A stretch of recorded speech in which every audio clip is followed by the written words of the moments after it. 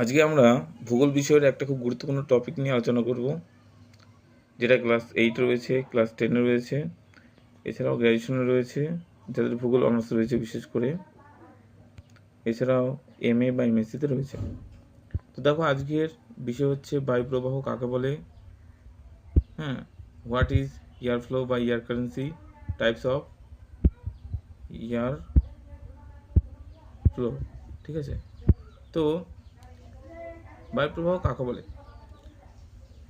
স্বাভাবিকভাবে উচ্চচাপ অঞ্চল থেকে নিম্নচাপ অঞ্চলের দিকে বায়ুর যে অনুভূমিক চলাচল লক্ষ্য করা যায় তাকে বায়ুপ্রবাহ বলে। এই বায়ুপ্রবাহ 4 রকমের হয়ে থাকে। একটা হচ্ছে নিয়ত বায়ু বা পার্মানেন্ট উইন্ড, 2 নম্বর হচ্ছে সাময়িক বায়ু বা পেরিওডিক উইন্ড, 3 নম্বর হচ্ছে আকস্মিক বায়ু এবং 4 নম্বর হচ্ছে স্থানীয় বায়ু বা লোকাল উইন্ড। নিয়ত বায়ু কাকে বলে?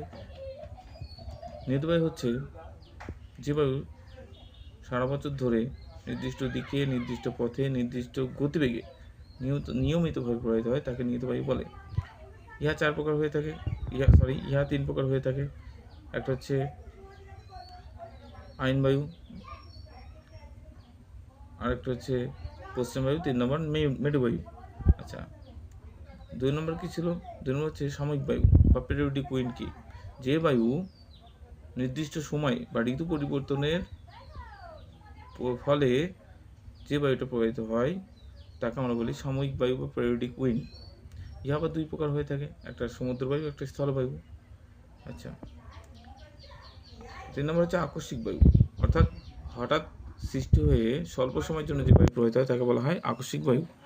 3 নম্বর হচ্ছে স্থানীয় বায়ু, অর্থাৎ যে বায়ু নির্দিষ্ট স্থানে বা নির্দিষ্ট অঞ্চলে প্রবাহিত হয় তাকে আমরা বলি স্থানীয় বায়ু। স্থানীয় বায়ু কী কী রয়েছে? যেমন হচ্ছে লু রয়েছে, যা পাঞ্জাব, হরিয়ানা, উত্তরপ্রদেশ, রাজস্থান এবং দিল্লিতে প্রবাহিত হয়। এছাড়াও রয়েছে ফন, যা ইউরোপের আল্পস পর্বতের উত্তর দিকে প্রবাহিত হয়, এবং রয়েছে চিনুক, যা উত্তর আমেরিকার রকি পর্বতের পূর্ব ঢালে প্রবাহিত হয়।